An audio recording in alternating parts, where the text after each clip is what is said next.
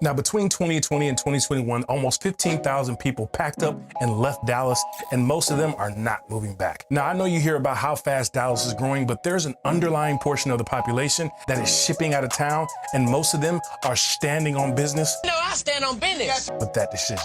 And if you've been thinking about moving here, then this may be some relevant information for you. So today we're gonna go over several reasons why, and they get progressively worse as we go deeper into the video. So when you look at any public forum, whether it's on Reddit or Core, is that how you say that? You're going to see this one comes up a lot, and that is going to be commuting. You're 100% car dependent here in Dallas, and it's not even a question. Do we have some public transportation? Yes, but it's not going to be feasible for most people. You know, the stations are only located in a few places and the only ones in certain areas. Now, that doesn't mean you can't walk around your neighborhood and your community, but when you need to get around the Metroplex, you're gonna have to drive. This reminds me of the Gamez family. We just closed on their home in Dallas, and they moved here from a place with a lot of public transportation that was readily available. You know, they had stations all around with different access points. It was a father, his wife, and 3 high school girls. So you know they had a little bit of stress going on, especially after we explained that you're gonna need a vehicle here in Texas. But you know, we were able to find them a really walkable community with a lot of their must-haves within a few mile radius. So it definitely helped them in their adjustment to the South. If you just look at a map of the Metroplex and say, well, I plan on living in this area and then I'll just commute to work, well, that's fine, but depending on where you're living and where you have to travel, you may still need to go 20 minutes each way, right? And that's on the low end. And this is an issue for a lot of people. You know, they talk about this because when you look at a map of Dallas, some of the areas actually don't look that far from each other. When you get on the highways, man, these highways are massive and they're really, really long. It could take you a couple hours to drive some of these circles around the Metroplex. And if you add in traffic, it's gonna take you some time. So being car dependent, not being able to get from place to place or commute to work quickly is a huge reason why people are leaving Dallas. Now, if this is your first time to the channel, my name is Mark with the Property Brothers, and we help people buy, sell, and relocate to the Metroplex. We take calls from clients every single day, and we'd be happy to help you take your talents to Texas. You know, feel free to book a call, shoot us a text, send us an email. All of our contact info is down in the description below and pinned to the top of the chat.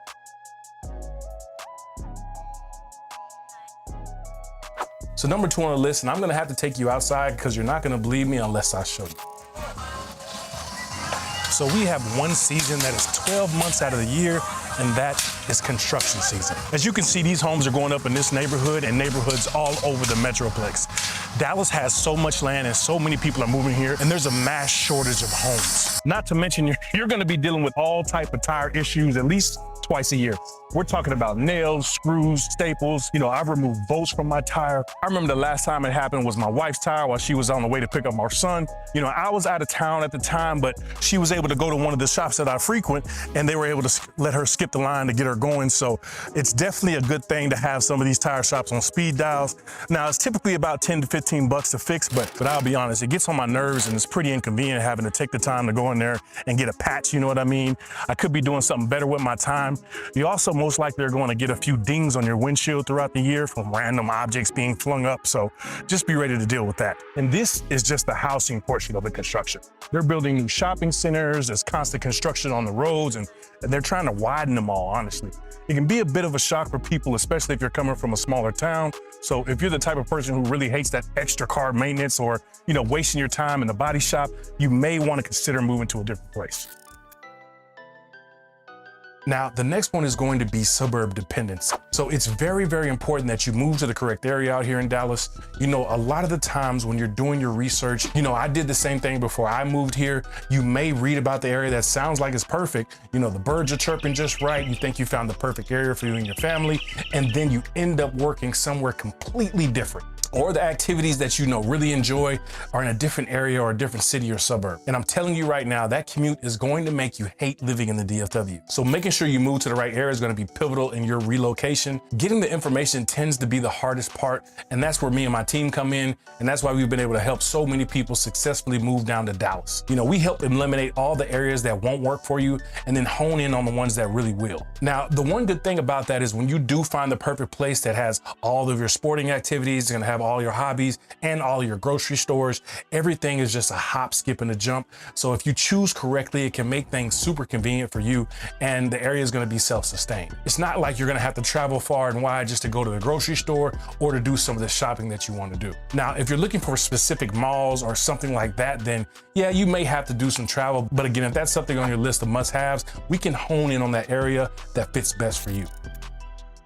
Now, as we get on down the list, we're gonna touch on some things that are a little more serious in nature. Now, I grew up partly in California and Mississippi, so I've had a different array of climates, and one thing that has people moving away from Dallas is some of the weather we experience here at times. Now, in California, we've never had tornadoes or heavy rain like that, but here in Texas, you'll have to deal with both of those along with some hailstorms. You're gonna have some flash floods in certain areas of the Metroplex. Now, it's nothing like what Houston experiences. I had a friend down there who was stranded at a hotel in North Houston for days because his first floor luxury apartment was 6 feet underwater. You know, he lost a lot of his valuables, electronics, paperwork. He had to file insurance claims to replace some of all the stuff that he lost, right? This is one of the reasons I say Dallas is better than Houston. You know, they can literally be underwater for days because they're so close to the Gulf. Heavy rains can affect certain areas more than others in Dallas as well.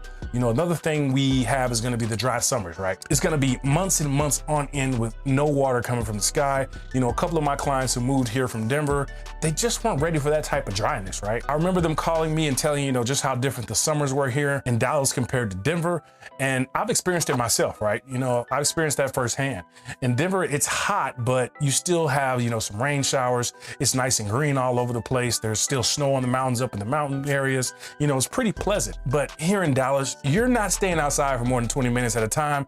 And another thing that tends to happen when it gets so dry, the soil here is different than most places, right? Things tend to shift and move. The soil is made of clay, and clay tends to expand and contract with, you know, the change in the weather. So especially with our older homes, you may experience some water main breaks or foundation issues from the soil moving under your home. You know, I've been a victim of the pipes bursting, and let me tell you, with 2 kids, a wife, and a toddler, when water's rushing through your house, it tends to be a moment in time when everyone's looking at daddy to save the day. And you here to save the day. Listen, my handy dandy shop vac came in useful during that time for sure. Now, it doesn't happen so much with the newer builds as our engineering has come a long way over the years. Not to mention here in Texas, we have sprinklers pretty much dedicated to watering your foundation, but it's still an issue you should be aware of. You know, I'm really interested in where you guys are tuning in from. You know, what has you wanting to move down to the Metroplex? So drop us a comment down below. Like I said, I'm from Mississippi, you know, where there really isn't a lot going on economically. So I wanted more opportunities for me and my family. And I love hearing about some of the things you guys deal with and kind of compare what's going on here in the Metroplex. Now, number 5 on the list has to do with the heat. Now, this is something that doesn't matter which side of the fence you're on politically. That's right, Murray. I'm not political. It doesn't matter if you're religious or if you like 7-Eleven more than you like QT. It's getting hotter and hotter each and every summer here, and that's just the facts. You know, this year alone, we had 2 straight months of dry, triple-digit weather. I mean, it's brutally hot. Come inside. It's too hot out here.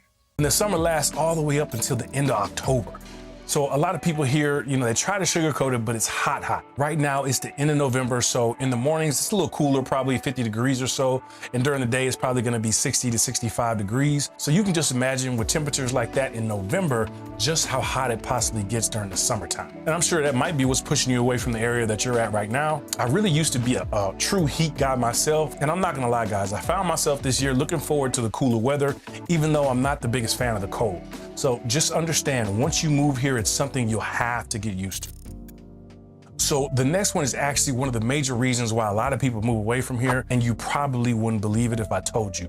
But Dallas is ranked as the number 2 worst city in the nation for allergies. Now, luckily, I'm blessed to not have any allergies, but my wife, man, she goes through it. She's constantly buying them Zyrtec capsules. We bought humidifiers and all sorts of little gadgets, and she still finds herself sneezing every 20 minutes. You know, she's always coughing, kind of doing that. I've had to do some research to see what type of holistic remedies can help her out. You know, we buy organic honey, vitamin D pills, and thanks to some of your guys' comments, we've been able to, you know, kind of help her out with that, but it's still a constant every 2 to 4 months out of the year. And while we're on that subject, let me tell you about another allergy my wife has. So down here in Texas, it's inevitable you're going to be dealing with some type of red fire ant. Now for me, when they bite me, I got this little pimple bump thing, but my wife, whenever she gets bit, her whole foot swells up like 2 times its normal size. So those red fire ants can be, ferocious, and they're so small you won't even know that they're on you until it's too late. And while we're on the subject, you're gonna have to deal with other insects as well. You're gonna have to deal with wasps, beetles, flies, there's some cockroaches. It's just in your best interest to go ahead and hire a pest control company.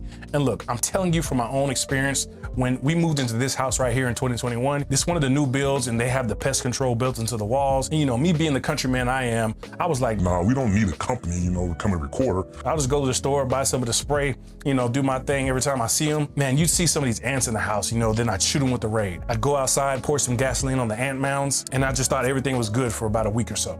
And then another mound would pop up, and then another one would pop up, and then another one would pop up. So after I did this about 10 times, I just decided it was time for me to hire someone. So you can be super dad if you want. Listen, the guy's not Superman, is he? Just spend a few $100s to go ahead and protect your home from all these critters. It'll just save you a bunch of time.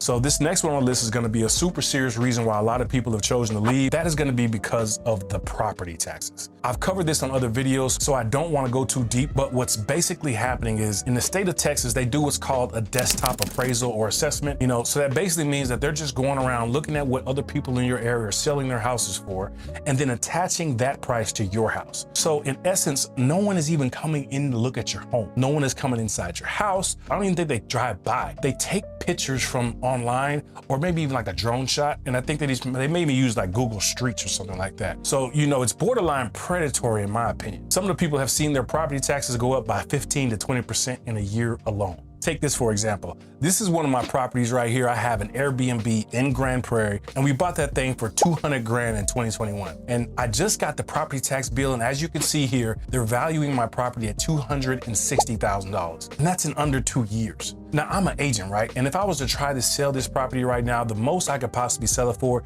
is $245,000. So that's just an example of my own property and how crazy this can get. It's super frustrating because what I think a lot of people don't take into consideration is property taxes will also increase your monthly mortgage payments when your property taxes go up by that much, right? So if your mortgage was once $2,000, you could go up to $2,400 in a span of a year, which is probably not something a lot of people budgeted for. And this is just outright wrong because honestly, this is probably forcing a lot of people out of their home. Now, they did just pass a tax reduction bill, but I'm skeptical about how much that's actually going to decrease them. There's a lot of pain being felt by a lot of people due to this issue. I feel like it's pretty crazy that they can just go in there and tell you what your house is worth and then tax you on it. You gotta love Uncle Sam. Now, I know what you're thinking, Mark, that doesn't really make me want to buy a house in Texas, but you actually have to take it all into consideration. Here in Texas, we don't have a state income tax, so you'll save money on that end, and it kind of offsets, but the government's gonna try to get the money out of your pocket in some shape, form, or fashion. So one of my suggestions is to have some type of side business, have some type of side hustle where you can offset some of the taxes with some write-offs, but just know that taxes aren't going anywhere anytime soon. Now, a lot of people do hire a company to fight their tax increases, but in all honesty, it's really something that you can do yourself. You just, get with your realtor, pull your comps and send that over to the tax assessor's office, and then try to get those reduced. Now, with it being so hot, like we talked about earlier, and even though a lot of people are leaving, there's still a record amount of people moving into town. And that causes us to have rolling blackouts and grid issues over the whole state of Texas. I think a lot of people here are really sick of guessing whether Dallas can keep up with the amount of people. We do notice a lot of rolling blackouts in the summertime, and that's one of the big problems we keep seeing. And we experience random power surges that actually destroy the electronics in people's houses. We're talking about thousands and thousands of dollars worth of electronics. It tends to happen during the hottest points of the day, somewhere around 1, 2, 3 o'clock. And the issues will start tripping some of your equipment, right? So one thing I tell my clients, a good idea to do is to invest in some surge protectors, especially for some of your major electrical components. I've had clients complain about, their thermostats, flat screen TVs, PlayStations. I just spoke with another client who told me this past summer one of his computers got fried and he ended up having to file an insurance claim and get a new one. So you definitely need to protect yourself from that. I've been reading some articles lately that state Texas is starting to really, redo their lines, basically building out the grid to sustain all the new people coming in. They're supposed to be putting in better materials, putting in new wires. It's something that they're really trying to focus on. But again, I'm a little skeptical because at the rate we're growing, I'm not quite sure they're going to be able to really keep up with all that. But after a few of my clients had a situation like that, that was pretty much the final straw and they decided to ship out. Now, on the flip side, that ties into the construction we talked about earlier, but it's also bringing more jobs to Texas in general, which stimulates the economy. So that's one good thing I guess you can say about the grid needing to be updated. Now, one of the biggest issues I hear from locals and people moving out is they feel like things are really changing. Over the past few years, a lot of people have been moving into Texas from all over the country, and a lot of people in Texas feel like they're bringing their ideals with them, which may not necessarily match or align the way Texans are. I guess Lieutenant Dan figured there's some things you just can't change. You know, Texans are pretty conservative and they believe in less government, private property rights. So if you're going to move down to Dallas, I do challenge you, to keep an open mind and leave Texas the way it is. There's most likely a reason you're leaving the place you're coming from. And if you've chosen Texas, it's because all of the good things that you've heard about it. Now I'm gonna fill you in on where everybody is going when they leave Dallas. So a lot of people that live in Dallas have told me that they're moving out to the suburbs because they miss having that real sense of community, that downtown area just doesn't have. Especially in this fast-paced world, younger people moving more towards the city center. And with all of us on our phones these days, you don't really necessarily get that true sense of community like you do, say, in the suburbs. I know here in my community, everybody's tapped into the Facebook group. There's different events going on. You see different people at the pool. It's just a cool vibe. Our kids make friends and then the parents end up meeting and you come like family. We met our neighbors right when we moved into this house. They closed on their house about a month after ours, and we've hung out a few times and really built a nice bond. And my wife jokes all the time about building a pool in the backyard that goes under both of our fences, build a door so we can just kind of open it up and have fun in the summers. We're actually heading to their wedding in the next couple of months. So it's just something that's pretty common out here in the suburbs. And the suburbs is where most of the people who move out of Dallas are going. We've seen an influx of people from different states and countries move into the Dallas suburbs, but we've also seen a lot of people who live in Dallas County spread out a bit further into the suburbs, right? They're going to places like Plano, they're going to places like Frisco, they're going to places like Forney, Arlington, Salina, Prosper, McKinney. All these areas are popular and you can't really miss with any of those. But again, the biggest issue why everybody hates it here is because they probably moved to the wrong freaking spot. And that's where me and my team comes in to help guide you and hone in on those places that you want to live and keep you away from the places that you might not. And if you're looking at any more areas, you can check out this playlist right here.